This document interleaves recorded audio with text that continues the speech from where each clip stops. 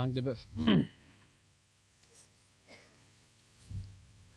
J'ai des questions en stand-by. J'en ai encore une ou deux quelque part dans ma mémoire, là, mais le tiroir vient de se refermer. Ça fait que. Tant mieux, tant mieux. Tant mieux, lâchons pas, lâchons pas. Toute la commode va être fermée, puis ça va être bien. Dans, je continue dans une énergie yin, là, j'aime ça. Euh, Dans cet accouchement, là, de notre propre esprit, est-ce qu'on peut opérer une espèce de césarienne, une espèce de d'harakiri à l'oriental, là, Oui. peut-être pour faciliter la sortie? Est-ce qu'il y a des trucs, autrement dit? C'est presque une question d'homme ancien, hein, qui recherche la facilité, C'est puis... pas presque, c'est certain. bon, non, je voulais pas te frustrer, mais c'est bien parfait. Fait que C'est tu trouves. impossible, je suis pas englobable. Effectivement, l'homme ancien recherche des trucs, mais il y a un seul truc, c'est de le faire. Césarienne, la césarienne, non, ça se fait pas. Parce que vois-tu,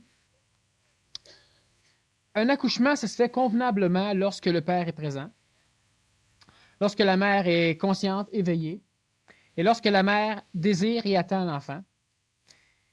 Lorsque l'enfant veut sortir, ça l'aide un peu. Et puis, tout fonctionne bien si on a bien préparé la chose. Mais il y a des fois. Lorsque... Oui, non, mais ces fois-là, c'est des fois matériel, ça. Là. C'est sûr qu'il y a toujours des petites lacunes. Laisser... Mais des fois, il y en a des grosses qui prennent le visage des Morgenthaler en face de nous lorsqu'on veut accoucher. Il y a Ah toujours oui, oui. des avorteurs. On a avorté plusieurs fois de notre propre esprit. Bon, les grands avorteurs de l'humanité, ceux qui avortent et que les enfants qui naissent de cet avortement-là ne sont pas viables, c'est-à-dire ce sont des enfants anciens, parce qu'ils n'ont pas passé par le processus total. Là, j'espère vous suivez, parce qu'on est sur un parallèle entre la biologie et le plan de l'homme nouveau qui se met au monde lui-même. Les grands avorteurs, ce sont ce que l'homme ancien ose appeler les grands maîtres du monde, les maîtres du monde. Cette panoplie d'êtres humains ou de surêtres humains sont des hommes, sont des expressions énergétiques qui tendent à empêcher l'humanité d'évoluer, même si elles ont eu comme fonction ou comme obligation pendant longtemps de l'aider à évoluer pour l'amener sur un point où enfin elles pourraient se servir de l'humanité pour pouvoir eux-mêmes évoluer. Ce sont des grands avorteurs. Ils vont être les proliférateurs de différentes religions, sectes, organisations, même dites ésotériques, pour arriver à essayer de faire avorter l'homme, c'est-à-dire, au lieu de laisser l'homme se mettre au monde, ils essaient, eux, de mettre l'homme au monde. Donc, ils vont spiritualiser la conscience plutôt Exactement. que d'amener l'homme à la conscience de son esprit Alors, réel. au lieu de suivre le canal normal de l'auto-naissance, à un moment donné, on va éventrer l'ego, qui est l'utérus, parce que il faut que la femme soit consciente, il faut qu'elle veuille mettre l'enfant au monde. Il faut donc que l'âme, ce qui englobe, soit conscient, donc pas endormi. Alors évidemment, lorsqu'on fait une césarienne, on ne la fait jamais à froid, on endort. Ou on va au moins endormir la région. Alors ce qui fait que ce n'est pas naturel. Donc l'ego doit être conscient, c'est-à-dire que vous devez savoir ce que vous faites, votre psychologie doit être éduquée, elle doit vouloir accepter de mourir pour laisser l'esprit, pouvoir s'exprimer. C'est pas une mort, mais c'est une mort apparente, c'est-à-dire que dans la conscience, l'âme ne s'exprime plus. Dans la conscience, la mémoire ne s'exprime plus. Donc, on peut dire que l'ego accepte de se mettre à genoux devant l'homme, devant Dieu, mais devant l'esprit qui vient maintenant prendre la place pour pouvoir contrôler les mécanismes. Alors, évidemment, il y a des avorteurs. Le père doit être présent. Le père pour l'homme, c'est l'esprit. Évidemment, l'esprit doit être présent.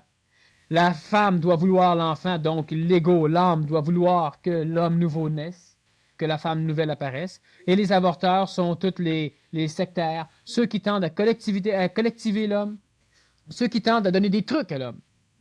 Puis ceux, peut-être des fois aussi, qui posent des questions, comme, y a-tu des trucs?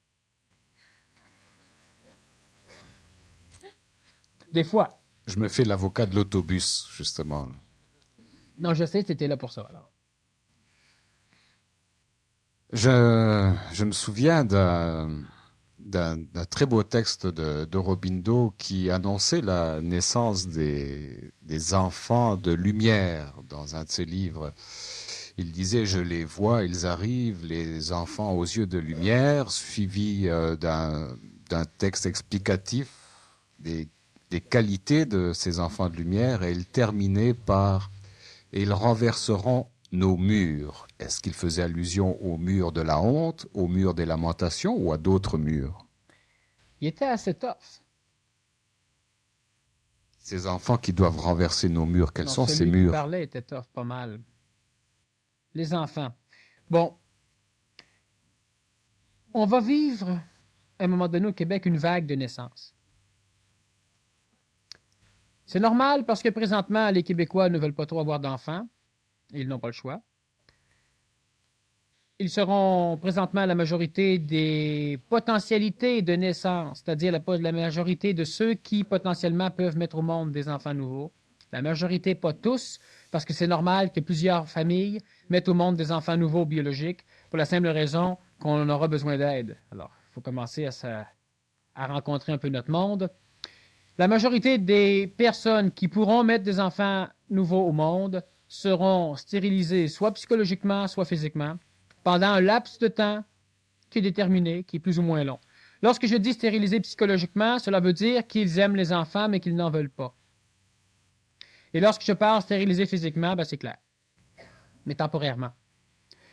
À un moment donné, lorsque j'explique ceci, on va y revenir, disons, je l'explique très, très clairement dans le séminaire PMC, mais on va y revenir peut-être un peu la semaine prochaine. Disons que ça peut être rapidement, je vais l'expliquer rapidement, ça peut être difficile un peu à comprendre, mais ça va venir à un moment donné où vous allez pouvoir l'intégrer. L'astrologie, elle explique simplement le mécanisme des astres qui gravitent autour de notre planète Terre. Et dans l'âme planétaire, on a différents niveaux d'âme planétaire. On a donc la partie infernale, on a des parties qui sont plus ou moins matérielles, on a des parties qui sont morales, on a des parties qui sont spirituelles. On a différentes couches. Et traditionnellement, d'ailleurs, c'est aussi réellement, on a approximativement, disons qu'on a 7 couches qui s'interpénètrent plus ou moins. Et chaque fois qu'une planète est dans une position particulière par rapport à la planète Terre, elle attire à elle le nuage de l'âme planétaire, donc de l'astral collectif, qui est en résonance vibratoire avec l'astral de cette planète. Alors, si on a une planète ici, la Terre, lorsque Mars est ici, il y a un nuage qui est relié à Mars, un nuage de notre psychologie collective qui est beaucoup plus violent, qui recherche les honneurs, qui recherche peut-être la guerre, qui recherche des choses, disons, de cet ordre vibratoire. Et lorsque Mars est ici, le nuage planétaire est beaucoup plus dense où Mars est visible. Lorsque Mars tourne autour du Soleil, évidemment, Mars tourne aussi autour de la planète Terre, c'est-à-dire qu'il devance la planète Terre, il s'en va à l'autre bord du Soleil, il revient. Le nuage suit Mars. Lorsque la Lune est ici, le nuage lunaire est ici. Lorsque Jupiter est de l'autre côté, le nuage jupitérien est ce côté-ci. Alors, ce qui fait qu'une personne qui, lorsque l'esprit vient chercher un corps, traverse tout le nuage astral de la planète Terre, il traverse automatiquement les différentes densités de l'astral contrôlées par la position des planètes qui les attirent à eux. Donc, en réalité, les planètes n'influencent pas l'homme. Les planètes n'ont aucun effet sur l'homme. Sauf que les planètes ont un effet sur l'âme planétaire.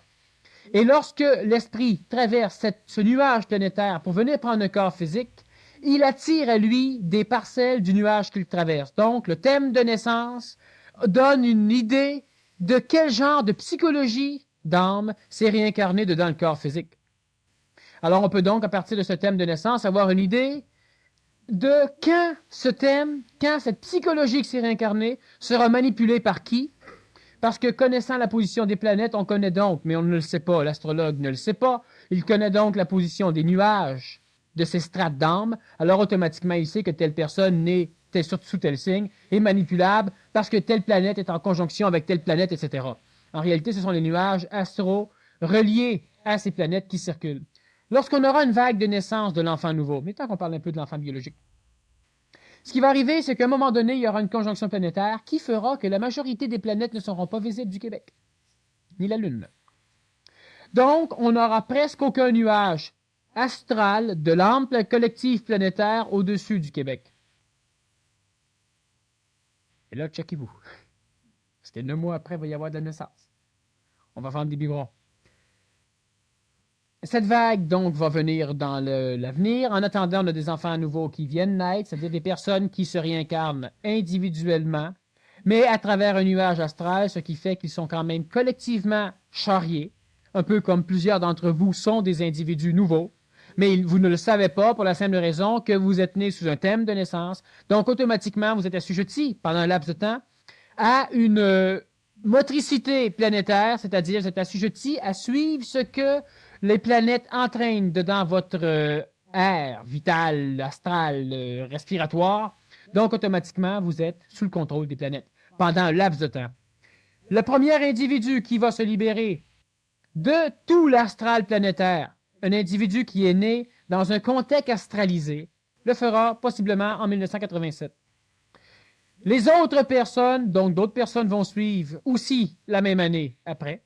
Et par après, on va en 88 et la majorité vont se libérer complètement des manipulations de l'astral, de l'antique plan d'évolution planétaire pour l'homme, beaucoup plus tard.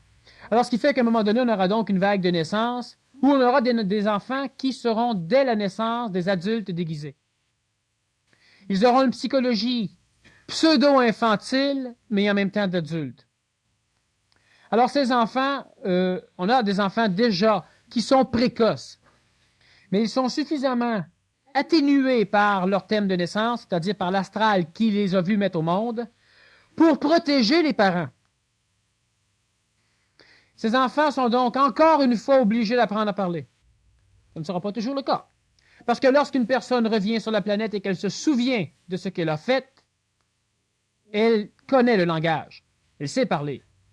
Elle vient au monde à Montréal et elle connaît les rues. Alors, du moment que la biologie va permettre le langage, l'enfant va parler. Il n'aura pas besoin d'y apprendre des bababi bobu. Quand un parent va faire ba ba ba, il va dire t'as bien l'air fou. Bon, c'est ce qui va arriver. Alors, en attendant, les enfants nouveaux qui naissent présentement, comme je vous dis, sont colorés par le plan astral. Mais ils vont vous poser des questions. On en a déjà parlé souvent antérieurement, donc je fais un petit résumé, mais ces enfants, ça paraît. Moi, je le sais, à les regarder, à les voir agir, et les parents qui sont traumatisés parce que leurs enfants leur disent, parce que leurs enfants pensent, parce que les enfants sont jeunes, mais ces enfants-là sont des enfants nouveaux qui ont à souffrir. Pourquoi? Parce qu'ils naissent dans un temps qui est approprié, c'est-à-dire un temps où on a besoin de leur naissance, mais qui n'est pas facile pour ceux qui naissent dans ce temps nouveau. Alors, les enfants nouveaux vont être donc des enfants qui vont être des adultes déguisés, et ils vont naître en vague. À un moment donné, il y aura donc une vague de naissance, parce que ce sera le temps. Cette vague-là, elle n'est pas pour tout de suite, mais elle s'en vient. Lorsqu'on aura une conjonction planétaire qui permettra d'exclure la majorité de la densité astrale au-dessus d'une région particulière, en l'occurrence le Québec ésotérique, non pas le Québec politique, un Québec ésotérique. Prochainement, je vous expliquerai quelles sont les limites géographiques de ce Québec ésotérique, parce qu'on parle souvent du Québec, qui est un endroit privilégié au niveau de la race nouvelle, et c'est normal. Disons que ceux qui ont fait le séminaire PMC savent, on passe des heures à expliquer. Mais à un moment donné, je vais expliquer quel est le Québec que nous parlons, le Québec avec le K-E-B-E-K antique.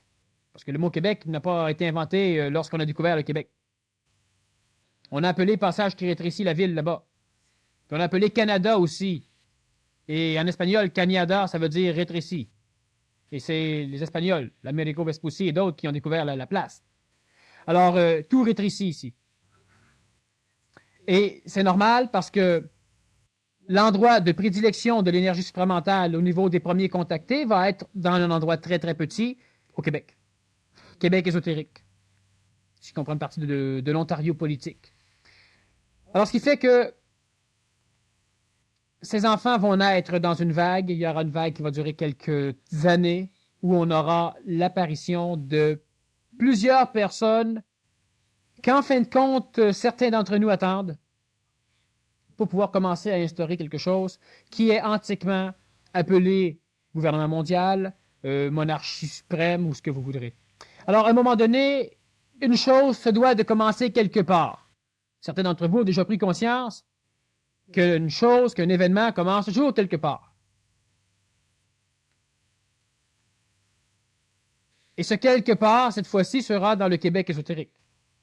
Il a déjà été dans les Indes, début de la race aryenne. Et les Aryens se sont demandé pourquoi. Mais voyons donc. Mais ils n'ont pas eu le choix, c'était là. Rama a conduit cette race. Présentement, c'est au Québec que ces choses sont en train de se préparer, c'est normal. Il faut qu'il y ait un endroit où ça se prépare. C'est un très bon endroit, n'est-ce pas? Et il faut qu'il y ait des personnes à un moment donné qui vivent ce contact, qui vivent cette chose. Et je pense qu'il y a du bon monde ici avec, n'est-ce pas? Ailleurs aussi, mais ça ne peut pas être partout à la fois, c'est impossible.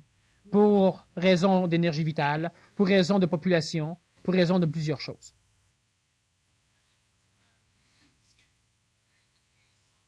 On va y aller des questions de Oui, la j'ai salle. vu de toutes les Il y en couleurs. a 144 000 au moins, pas plus, pas moins. Pourrais-tu expliquer la différence entre mentalisation et intellectualisation?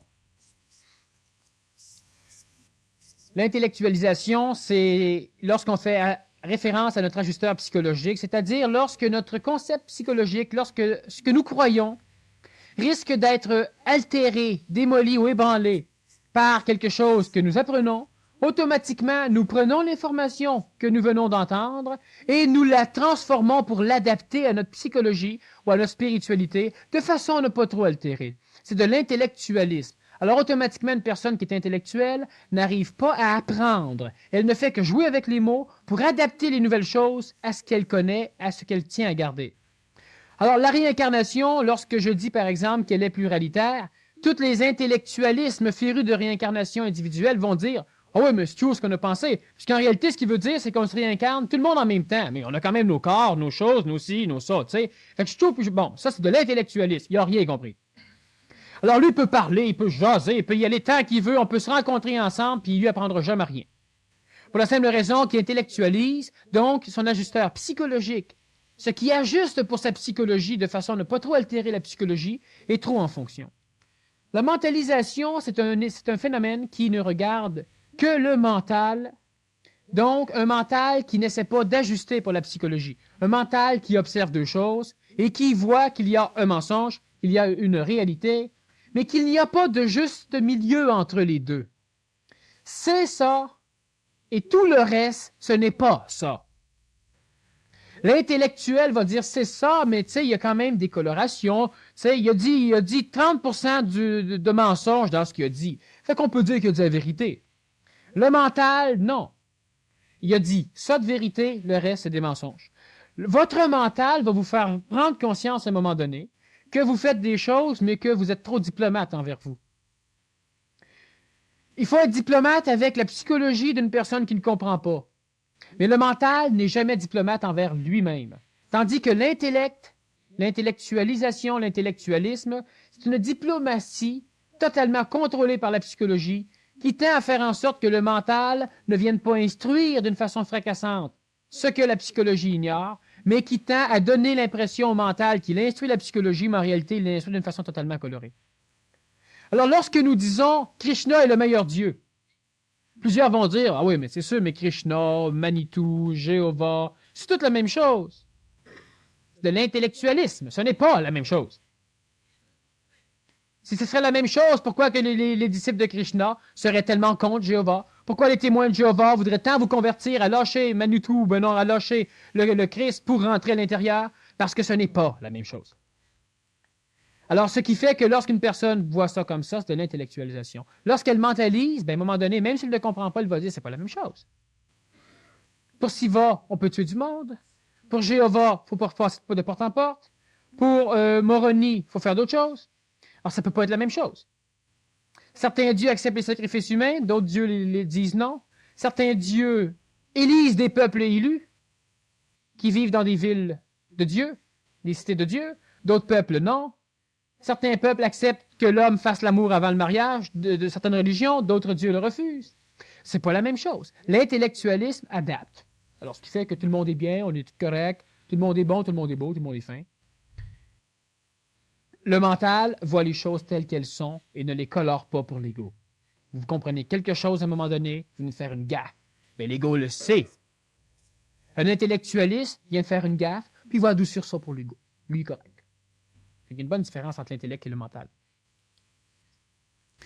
L'être réincarné unitairement, soit l'homme dit nouveau, est-il encore, sera-t-il dépourvu d'âme, en fait?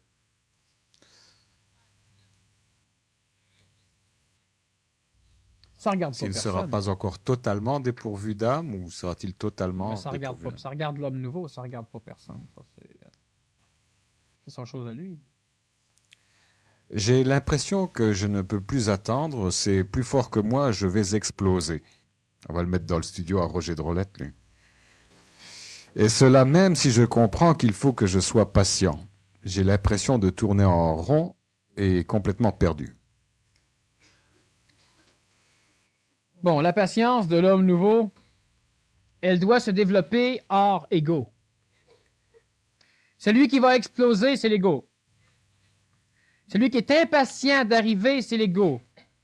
Et celui qui fait tout pour contenir l'explosion, c'est aussi l'ego. Alors, évidemment, il a l'impression de tourner en rond. C'est normal, l'ego tourne toujours en rond, parce que l'ego ne va jamais sur un territoire nouveau. Il va toujours sur le passé, ce qu'il connaît. Je ne peux plus attendre. Essaye, tu vas voir. Tu réussiras pas plus. Faut t'attendre. Pour la simple raison que ce n'est pas l'ego qui détermine le temps du contact. C'est toujours le patron qui détermine quand est-ce qu'il engage quelqu'un. Et c'est le même mécanisme, c'est l'énergie supramentale qui, à un moment donné, est attirée par l'énergie mentale de l'homme qui est suffisamment libéralisée de l'ego pour pouvoir tendre son affinité ou son amour vers l'esprit. Alors, ce qui fait que j'ai l'impression que je ne peux plus attendre. Pas une impression, c'est sans doute vrai. Tu ne peux plus attendre. C'est plus fort que moi, c'est faux. Je vais exploser. Et cela même si je comprends qu'il faut que je sois patient. Tu ne comprends pas. Tu as appris que tu devais être patient. Mais tu ne comprends pas. J'ai l'impression. Tu n'as pas l'impression. Ça, c'est un mot bizarre, j'ai l'impression. Le savez-vous ou vous ne le savez pas?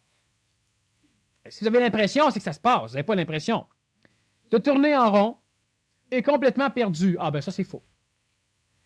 La personne qui pose une question comme ça n'est pas perdue, elle s'observe, elle constate. Sauf que l'observation, elle est mentale, égoïque, mentale, égoïque, mentale, égoïque. Le mix de ça pose une question comme ça. Je sais que je vais m'en sortir, le mental vient de parler, mais j'ai hâte en tabarnouche, ça c'est l'ego qui vient de parler. Non, mais c'est ça qui arrive. Et à un moment donné, on discerne. Je sais que je vais m'en sortir, mais j'ai hâte. Toi, ferme ta gueule. À un moment donné, on est clair. Et puis, on n'est pas impatient parce qu'on n'est plus patient. L'autre en dedans est impatient, puis il essaye de vouloir être patient. Mais voyons donc, un gars impatient ne peut pas être patient. Un gars patient, pas impatient. Pose pas des questions comme ça. Alors, ce qui fait que cette personne-là ici, elle s'en vient. Ah oui, elle s'en vient très bien. Elle sent qu'elle va éclater. C'est l'ego qui s'amuse. Et à un moment donné, ça se fait. Ça se fait tout seul. Il va falloir encore des petites doses d'énergie, des petits coups de pied derrière, des petites tapoches sur la tête, qu'elle va se donner, ou qu'elle va se faire donner. Et à un moment donné, ça va se faire. Je disais dernièrement au PMC que le pire ennemi de l'homme ancien, c'était le temps. Et que le meilleur ami de l'homme nouveau, c'était le temps. Et il se trouve que l'homme ancien n'a jamais le temps. Mais l'homme nouveau a toujours le temps. Regardez les hommes anciens, regardez-vous de temps en temps quand vous faites des rechutes, ou quand vous êtes totalement assujetti à l'homme ancien. Vous n'avez pas le temps de parler à vos enfants, vous n'avez pas le temps de vous occuper de vous, vous n'avez pas le temps de manger convenablement, vous n'avez pas le temps d'arriver à l'heure, vous n'avez pas le temps d'aller boire un film, vous n'avez pas le temps de dormir, vous n'avez pas le temps de faire vos impôts, vous n'avez pas le temps. Quand est-ce que vous avez le temps? Vous avez le temps de ne pas avoir le temps. Tandis que l'homme nouveau, lui, il a le temps. Il n'est pas pressé, tout va bien, tout marche.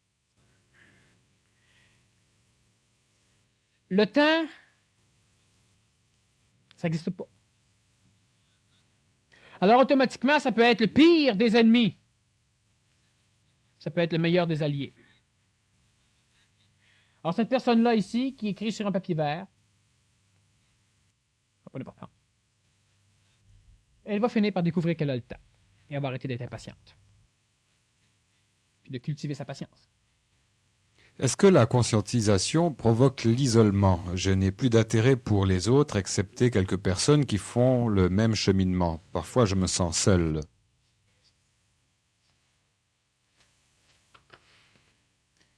Est-ce que la conscientisation provoque l'isolement? Oui et non. Ça dépend des personnes. Parce qu'il se trouve que la conscientisation des personnes seules les garoche en public et que souvent la conscientisation des personnes qui sont toujours en public se ramasse tout seul. L'ego veut du changement. Il ne crée jamais le bon changement, mais il change. Je n'ai plus d'intérêt pour les autres, excepté quelques personnes qui font le même cheminement. C'est normal. Parfois, je me sens seul. Alors, cette dame qui se sent seule de temps en temps, c'est qu'elle comprend suffisamment de choses et juste pas assez. C'est un cheminement qui est normal parce que cette personne va normalement être attirée par des énergies qui sont résonantes. Résonantes, non pas au niveau de parce qu'elle résonne, parce qu'elle pense, mais qui sont en résonance avec elle, donc en harmonie vibratoire. Le fait de ne plus avoir d'intérêt pour l'extérieur, c'est quelque chose qui est passager et temporaire. Et c'est l'ego qui cause ce mécanisme où on perd de l'intérêt parce que l'ego finit par se dire qu'un tel, j'ai rien à apprendre. C'est faux. Parce que l'homme nouveau a une chose extraordinaire et importante à apprendre, c'est qu'il doit connaître l'homme. Connaître l'homme, ça veut dire quoi? Ça veut dire être capable de vivre n'importe où sur la planète et de savoir, non pas d'avoir appris, mais de comprendre, d'avoir la conscience que ceux qui nous entourent sont la même chose, mais ils ne le savent pas. Alors, est-ce qu'on peut perdre de l'intérêt? Elle a de l'intérêt pour certaines personnes qui font le même travail qu'elle. Alors, cette dame elle va prendre conscience à un moment donné que tout le monde fait le même travail qu'elle. Tout le monde n'est pas dans la même étape d'aboutissement. Et d'autres qui ne sont pas dans la même étape qu'elle risquent d'aboutir avant elle. Alors, il faut juste, à un moment donné, être capable d'ouvrir nos yeux et de regarder l'humain tel qu'il est. Pas de pas regarder quelqu'un en disant « ça, c'est un bâtard. » Non, présentement, ce qu'il exprime est un mécanisme totalement planétaire que vous avez exprimé et que vous avez aidé à énergiser. Il y a un temps, il y a eu une époque de tout ça. Et cette personne-là, présentement, elle sert de véhicule pour exprimer une phase totalement involuée, apparemment, des expressions énergétiques divines. Mais sachez que tant qu'une personne crie dans la forêt, ça vous permet, vous, d'être relax pendant ce temps-là. Alors, maudissez pas trop ceux qui vous permettent d'être ce que vous êtes, parce que vous les empêchez d'être ce que vous êtes aussi. Haïr une personne, c'est haïr celui qui nous permet d'être ce qu'on est. Vous avez peut-être remarqué ou déjà pensé que pourquoi sur la planète Terre, c'est à croire qu'il pour avoir un paradis, il faut toujours qu'on crée un enfer. Mais c'est un fait pour l'instant. Que pour avoir la paix ici au Québec, il doit y avoir des pays qui se battent. Que pour avoir la fortune ici, pour l'instant, il doit y avoir des pays qui sont pauvres. Pas parce qu'on leur ôte toutes. Parce qu'ils doivent expérimenter, finaliser l'expérience planétaire, et ils vont donc souffrir un peu plus que nous pour nous permettre d'être ce que nous sommes. Alors, lorsqu'une personne se sent seule, c'est parce qu'elle se refuse elle-même d'entrer en contact avec ceux qui lui permettent d'être ce qu'elle est. Lorsque vous vous promenez dans la rue, lorsque vous vous promenez dans le métro ou dans les autobus, et que vous vous faites écraser, mais observez l'homme. Vous allez découvrir, pas lui, puis elle, puis comment elle fonctionne. Non. Vous allez finir par prendre conscience de la conscience collective qui manipule tous les êtres qui sont encore collectivement assujettis. Ça veut dire que ça va vous permettre de comprendre encore les derniers vestiges qui vous assujettissent au mécanisme de haine des autres ou au mécanisme encore du manque d'intérêt pour les autres. Il n'y a rien d'intéressant sur la planète et il n'y a rien qui ne l'est pas. L'homme a continuellement quelque chose à apprendre. Et l'homme nouveau qui se lève le matin change de page dans son livre. Là, il peut inscrire des nouvelles choses. Tourne de page. Si quelque chose n'est pas intéressant, c'est parce qu'il fait référence à quelque chose dans son livre. Et ça, c'est un mécanisme de l'homme ancien. C'est normal qu'à un moment donné, cette dame ou d'autres personnes finissent par passer par des phases où elles se sentent seules parce qu'elles se refusent de rencontrer d'autres personnes qui les têtent énergétiquement, donc qui viennent suctionner leur énergie de conscientisation. C'est épuisant et c'est normal. Il y a des moyens que vous allez découvrir à un moment donné qui vont vous permettre d'être dans le peuple, d'être parmi les autres et de comprendre tout le rôle important que ces personnages-là jouent dans l'évolution de l'humanité. Moi, je ne suis pas seul parce que je sais que l'être humain, quel qu'il soit et quelle que soit sa forme temporaire d'expression, c'est quelque chose qui a une valeur extraordinaire. Mais pas une valeur spirituelle dans le sens où toutes les religions l'ont prôné. Moi, je sais qu'il a de la valeur et je sais quelle valeur il a. Je ne dis pas ça pour dire à l'homme, mais lâche pas, t'es pas si pire. Non, non, non. Lâche pas, puis présentement, t'es pire. Mais je sais, et à un moment donné, vous allez connaître l'homme, l'humanité comme il est. C'est assez plaisant d'un enfant de voir, non pas ce que astralement, ce que psychologiquement, le corps physique de l'enfant nous émet comme énergie, comme onde de forme. C'est du charriage, ça. Mais de voir l'enfant comme il est, plus que lui se voit. De voir une personne dans la salle, de voir quelqu'un, de le rencontrer, de savoir ce que c'est. C'est bien plus que ce que le miroir reflète. À un moment donné, cette personne, elle va finir aussi par découvrir que les autres, elle va finir par avoir cette conscience planétaire. Elle le saura. C'est normal d'être seul un bout de temps. Sachez que lorsque vous êtes seul un bout de temps, c'est du charriage de l'ego. Et lorsque vous recherchez la collectivité, c'est du charriage de l'ego. Quoi faire en attendant? Je m'en fous. Faites ce que vous avez à faire. Et à un moment donné, vous allez finir par aimer l'homme, par aimer l'humain, vous allez le savoir. Tu joues aux cartes? Je te fais un package deal. Je vais répondre un peu plus. Je te fais un package deal, là. Ce sont des questions qui sont similaires, là, sans être vraiment semblables. Elles tournent un peu autour de la même affaire. Il me semblait qu'un enfant nouveau ne pouvait pas être malade, un enfant ou un homme nouveau ne pouvait pas être malade ou souffrir d'un problème psychologique, car j'ai l'impression d'être nouveau, ou du moins différent, mais rempli de problèmes et de maladies. Peux-tu me situer? Je veux que tu élabores davantage la façon de rééduquer la matière astrale chez quelqu'un qui mentalement sait, mais possède les troubles physiques que tu as mentionnés dans la première partie. Est-ce que l'homme nouveau a le pouvoir de se guérir et de guérir les autres de différentes maladies?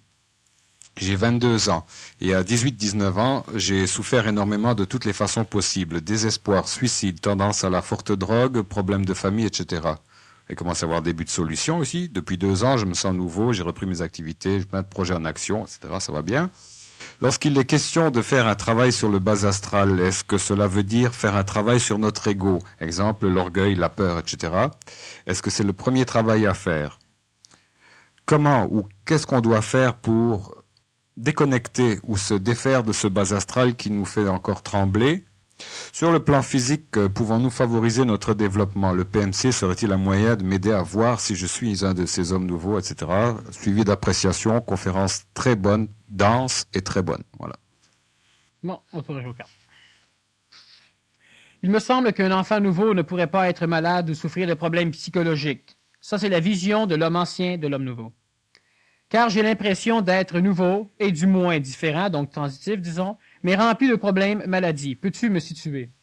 Tout à fait normal, parce que tout à l'heure, j'ai expliqué que l'ego, que toutes les parties de l'homme qu'on avait oubliées, regardez bien ceci, lorsque vous observez quelqu'un et vous vous dites, lui, je ne veux pas y parler, ben vous faites la même erreur que lorsque vous vous êtes dit, oh, mais cette partie-là chez moi, tu sais, veut dire, moi je contrôle, j'étouffe.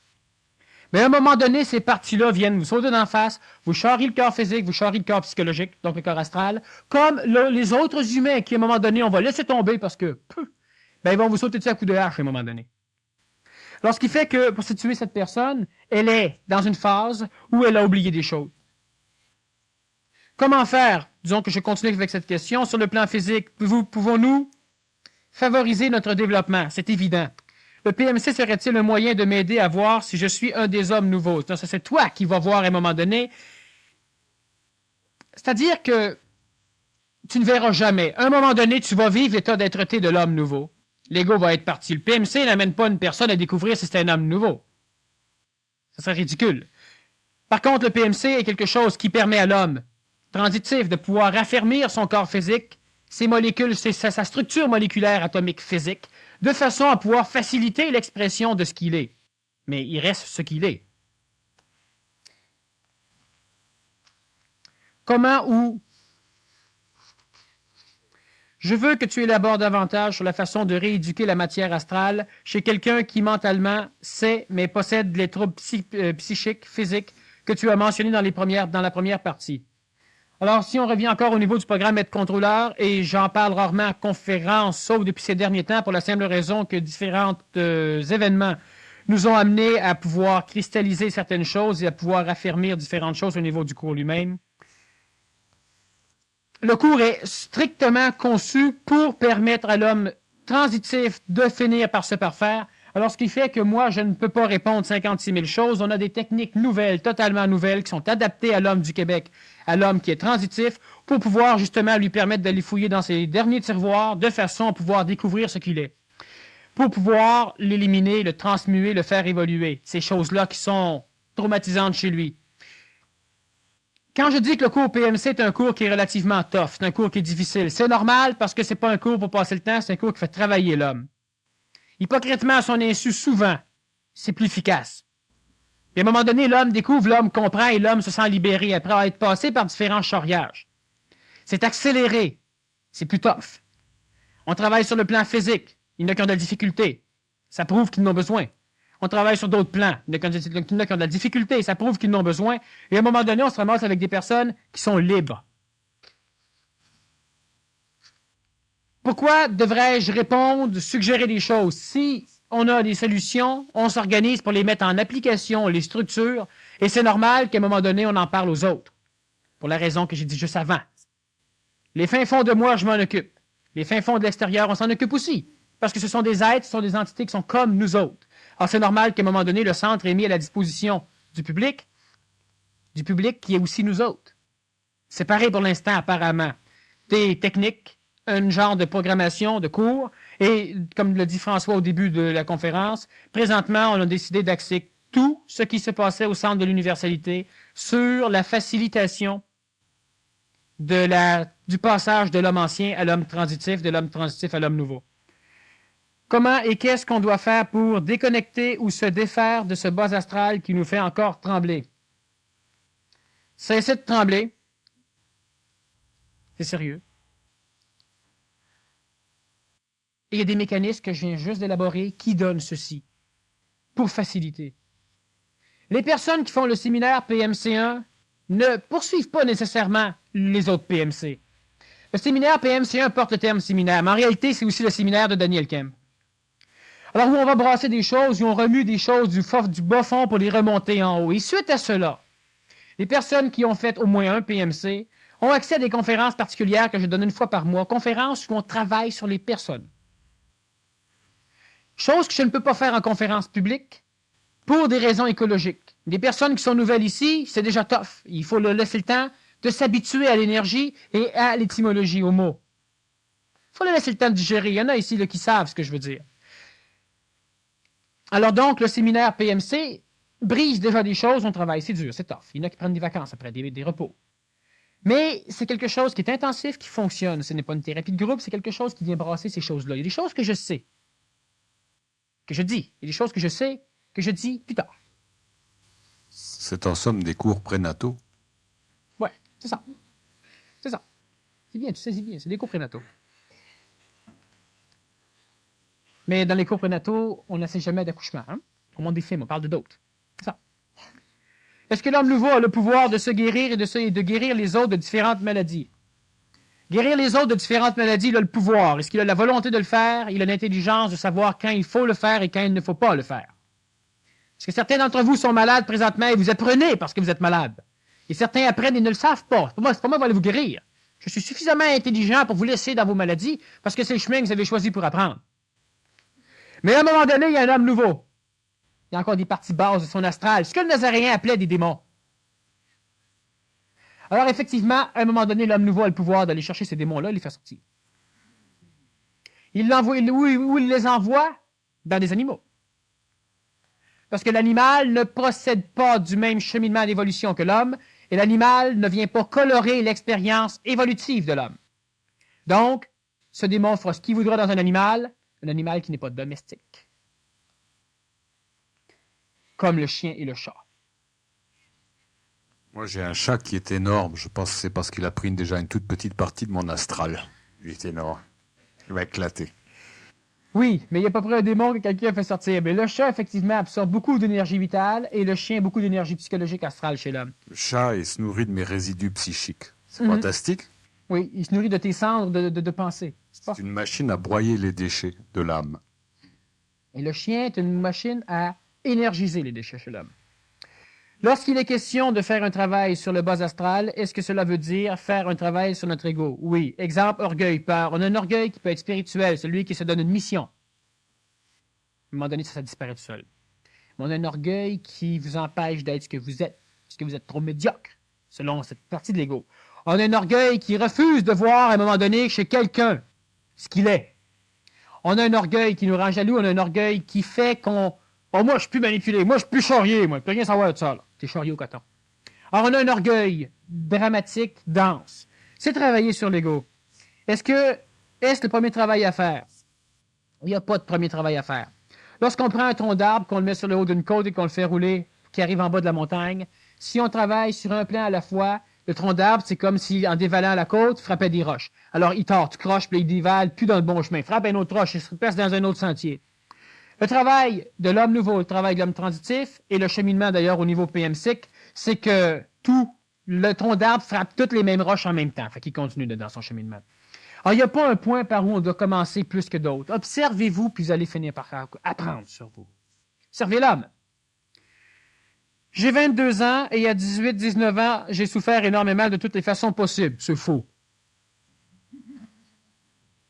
Il en reste encore dans le sac de l'âme. Ouais. Désespoir, suicide, tendance à la forte drogue, problèmes familiaux. Il n'y a rien là. Etc. Etc. parce qu'il n'y a pas grand-chose d'autre. Et depuis 2 ans, je me sens nouveau. J'ai repris mes activités et j'ai plein de projets en action. Je sais qu'il s'agit là de ma renaissance. PS, votre avis s'il y a lieu. Faites attention à ce genre de renaissance. L'astral, la psychologie collective, c'est puissant. Je ne dis pas non. Je ne dis pas oui. Parce qu'à un moment donné, un homme, une femme devient puissant. Elle souffre, elle souffre, elle souffre, elle commence à apprendre. On avait la question, est-ce que l'homme nouveau peut se guérir? Oui. Parce qu'il est capable, en fermant ses yeux, de pénétrer chez lui, de voir toutes les structures moléculaires atomiques de son propre corps et de les rééquilibrer parce qu'il a conscience aussi des déséquilibres qu'il a. Je le sais, j'ai vu des personnes le faire, moi je peux le faire aussi et d'autres vont le faire. Mais à un moment donné, lorsqu'une personne se sent bien, elle découvre des choses. Elle commence à vouloir naître. Tous les mécanismes qui l'empêchent de fonctionner, les mécanismes astraux, vont dire « laissons-la faire ». Et là, tout devient facile. Tu gagnes la loterie, tu manques plus ton autobus, ton char part l'hiver. Tout devient facile. Et je renais. Ouais. Et à un moment donné, ils vont tous revenir, bang! Là, tu comprendras plus. Puis là, c'est... Tendance au suicide? Ça peut être suicide. Tendance à la forte drogue? Tu vas même en inventer des drogues. Désespoir? Ouais. Tu vas même désespérer les autres. Lorsqu'une personne se sent bien, après être passée par une partie presque infernale, casse-check. Parce que l'entraîne de tout ce qui empêche l'homme d'évoluer, à un moment donné, quand tu deviens trop puissant, trop libéré, tu deviens presque ce qu'il ne faut pas que tu deviennes pour la collectivité. Mais c'est ce qu'il faut que tu deviennes cosmiquement. Mais à un moment donné, on fait quoi? On relâche tout. On te laisse libre. Et là, tu fais un bond en avant du tonnerre. Mais dépendant sur quoi c'est à côté, tu sais pas où tu t'en vas. Puis là, tout va bien. Tout va bien, c'est merveilleux. Tu lâches tes cours que tu suivais, tu penses changer d'emploi, ta femme, ton mari, tu peux rien savoir. Tout le cheminement qui t'amenait là, ça va. Je me pose une question, je me réponds. Je me pose une question, je me réponds. Puis une journée, tu te poses une question, tu te réponds. T'embarques, c'est de te faire avoir. Alors, il faut faire extrêmement attention. La personne qui présentement tout va bien, qu'il profite de ce coup de l'astral planétaire pour fourrer l'astral planétaire. Ils m'ont tous libéré pensant que je ne sais pas me faire avoir. Pas de faire. Fais attention à ton ego. j'ai souffert tout ce qu'il y avait. C'est une façon de parler. Ouais, OK, mais c'est une façon de penser aussi, parce qu'on parle comme qu'on pense. Faut faire attention. Puis à un moment donné, cette personne-là, elle finit par se faire ramasser. Pas tout le temps, mais soyez aux aguets. Parce que ça se passe pas comme ça, pas facilement comme ça. Ce que tu appelles l'âme planétaire, n'est-ce pas en fait l'ensemble des âmes des êtres humains morts, car la planète, en tant que telle, n'en a pas plus que de mémoire. Bon, ça revient au même, oui. Est-ce que c'est seulement à la naissance qui détermine si nous sommes hommes nouveaux ou anciens, ou si cette transformation peut se faire durant une vie? Il y a d'ailleurs une autre question dans ce genre. Est-ce que l'homme ancien peut devenir un homme nouveau durant sa vie normale, c'est-à-dire sans passer par la mort? L'homme ancien devient un homme nouveau exclusivement de son vivant. Si à un moment donné, une personne meurt et se pluralise finalement au niveau de sa réincarnation, elle se réincarne dans un corps, individuellement, à partir de cet instant, elle va vivre, mais elle devra quand même finaliser de son vivant la transition entre l'homme ancien et l'homme nouveau. Et ça ne regarde pas l'âge. À 75 ans et 11 mois, 30 jours, une personne le lendemain peut faire la transition complète vers l'homme nouveau. Si elle meurt encore, parce que plusieurs, à un moment donné, ne connaîtront plus la mort parce que ce ne sera plus nécessaire. Oh, dans l'antique religion, on parle du retour des corps, de l'immortalité. On reprend notre corps et on revient. La reprise de ce corps, si on la décolore, c'est lorsque l'être nouveau qui meurt, se finalise, revient à un moment donné dans un corps neuf pour lui. C'est son corps. Et il ne meurt plus. Un jour, il va disparaître, comme le Nazaréen. En fait, le Nazaréen n'est pas mort. Lorsqu'une personne se crée un corps de lumière, elle désintègre instantanément son corps de chair. C'est pourquoi le Nazaréen, lorsqu'on l'a mis dans une tombe, 3 jours après, il n'y a plus de corps. Il n'est pas sorti. Le corps a été désintégré. Il a pourri plus vite. Atomiquement, l'énergie vitale est allée se transmuer en corps de lumière et le Nazaréen, qui n'a jamais été mort, le corps physique a subi une phase de déformation normale, ça se fait plus vite. Et lorsque c'est un processus totalement spirituel réglé par les plans anti-évolution, le corps physique ne se désagrège pas. Et la personne a des problèmes. Est-ce que c'est seulement à la naissance? Donc, non. À la naissance, tu nais dans un corps nouveau, possiblement si tes parents étaient relativement nouveaux, et tu dois quand même vivre ce contact supramental. Tu ne viens pas au monde avec un contact supramental. Lorsque le contact supramental est total, tu te crées un corps de lumière et tu ne viens plus au monde. Mais la majorité des personnes vont encore peut-être mourir pour renaître. Pas tous vous autres, mais en arrière, il y en a beaucoup, sur la planète. Mais de toute façon, de votre vivant, vous pouvez passer à l'homme nouveau. Et si vous mourrez, quand vous allez revenir en homme ancien. Mais avec plus de probabilité de contact. L'homme nouveau vient au monde lorsqu'un homme ancien vivant le met au monde. Alors, à un moment donné, c'est de votre vivant. Alors, il n'y a aucun homme nouveau qui naît nouveau. Les enfants nouveaux sont des probabilités de facilité de contact supramental, donc de passage de l'homme nouveau. Mais ils ne viennent pas au monde nouveau. Lorsque je disais qu'à un moment donné, il y aura une vague de naissance au plan planétaire et que les enfants vont naître, ils vont se rappeler de leur vie antérieure. Oui, ils vont aussi posséder la connaissance de leur vie antérieure et le même charriage que leur vie antérieure. Mais ce charriage, ils le connaissent. Tandis que lorsque vous êtes venu au monde, vous ne saviez pas dans quel nuage astral vous aviez traversé. L'astrologue essaie de vous le dire tant bien que mal, mais vous ne le saviez pas. L'enfant nouveau, celui qui vient au monde, n'est pas un homme nouveau, c'est un enfant nouveau. Alors, il connaît ce qu'il a déjà appris, mais il devra faire face à cette connaissance qui sera pesante sur lui pour devenir un homme nouveau. L'homme nouveau devient nouveau de son vivant.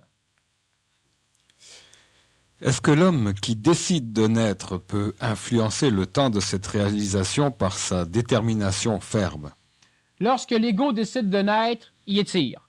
Lorsque l'homme réel décide de naître, il ne décide pas de naître, il vient au monde. Alors le temps est automatiquement prêt, le temps est là. On n'accélère pas le temps. Lorsque moi, ça a été le temps, ça a été la chose, ça a été le cas. Et si j'attire, c'est qu'en réalité, je n'attire pas, c'est que le temps était plus proche. Alors lorsque l'ego veut attirer, il n'attire rien, c'est pas l'ego.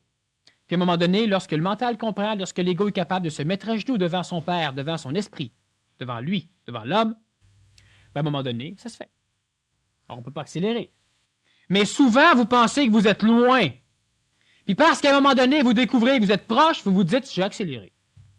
Non, je n'ai pas accéléré. C'est donc pas une question d'attitude, en fait. Une question d'énergie, une question de compréhension. Ici, une question un peu bizarre. On demande qui contrôlait Hitler. Évidemment, c'est Eva Braun, sa femme, ça. Ça coule de source. Ça. Derrière chaque grand homme, il y avait une grande femme, c'est connu. Et puis derrière la femme, la belle-mère. C'est ça. C'est écologique, tout ça. Qui contrôlait Adolphe? Qui d'ailleurs ne s'appelait pas Hitler, mais Schicklgruber. Et qui a été déclaré, on a décidé qu'il devenait Führer lorsqu'on l'a sorti de prison. Et c'était la condition qu'on le sorte de prison. Qu'il va devenir Führer. Il est en Führer un bout de temps, à un moment donné, il est devenu Führer. Celui qui contrôlait Adolf Hitler a été le même qui a contrôlé Albert Einstein et qui a contrôlé ceux qui ont inventé la bombe nucléaire pour la garocher sur Nagasaki et Hiroshima. Et qui ont contrôlé aussi toutes les forces d'invasion en Normandie, lorsque ce fut le temps qu'Hitler perde. Mais je ne veux pas nommer les noms et ces choses-là pour la simple raison que plus tard, on va pouvoir reparler de qui contrôlait, parce que présentement, il y a encore des manipulations de ces personnages qui contrôlent encore des choses. Sur la planète Terre, choses qui ne seront plus contrôlées prochainement, alors à ce moment donné, on pourra en parler. Mais celui qui contrôlait Adolf Hitler a été celui qui a contrôlé ceux qui ont démoli Adolf Hitler. Normal. Quand on contrôle le bien et le mal, on contrôle tout. Lorsque l'on se met au monde, l'esprit nous revient. Que se passe-t-il pour les autres personnes qui partageaient cet esprit avec nous? Alors, la question, on peut la poser totalement différemment. La réponse, du moins, c'est que tous ceux qui partageaient le même esprit avec nous, c'était nous. Et à un moment donné, nous, mourants, vivant les mêmes genres d'expériences, nous nous connectons, nous nous aimons, nous nous rencontrons. Et nous nous réincarnons au lieu de 15 quarts, dans 3 quarts. Et nous nous rencontrons encore, donc nous vivons encore les mêmes genres d'expériences, nous nous aimons, tout va bien. Et nous mourons. Et nous revenons dans un corps. Et lorsque nous revenons dans un corps, l'esprit, nous pouvons commencer à le connaître. Et la majorité d'entre les hommes qui naissent au Québec et qui vivent au Québec, ou qui viennent au Québec, ceux qui s'en vont, c'est autre chose. Ceux qui viennent. Ce sont des personnes qui ont la grande majorité, ont la probabilité de connaître leur esprit, c'est-à-dire de se connaître eux-mêmes. L'esprit ne nous revient pas. L'esprit a toujours été connecté, sauf que l'esprit s'exprimait dans plusieurs corps, dans plusieurs âmes, pour expérimenter plus rapidement, de plusieurs façons, la matière. Et lorsque nous mourons, ce que nous avons connu, qui vibrait avec nous, nous le retrouvons. Et c'est normal. Éternellement. Mais oui, éternellement. C'est ce qu'on dit dans l'antique religion. Éternellement.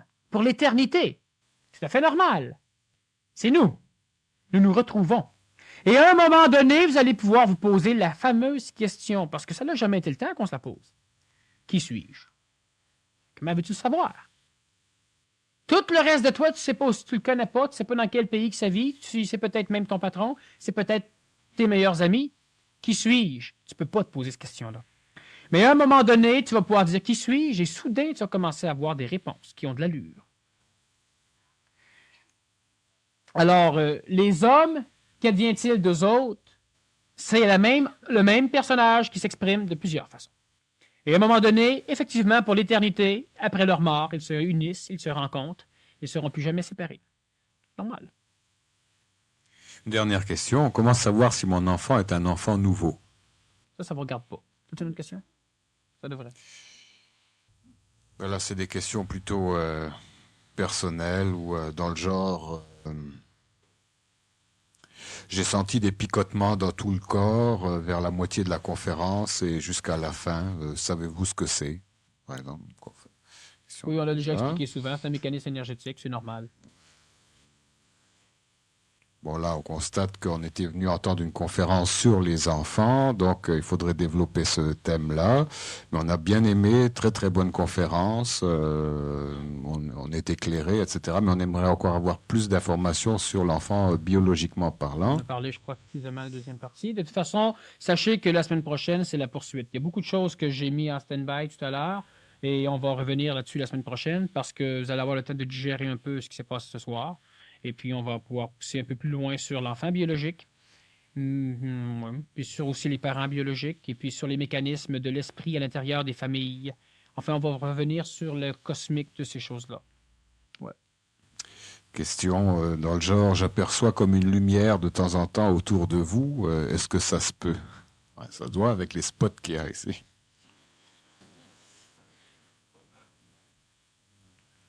Ouais, je vois pas, je regarde la vidéo.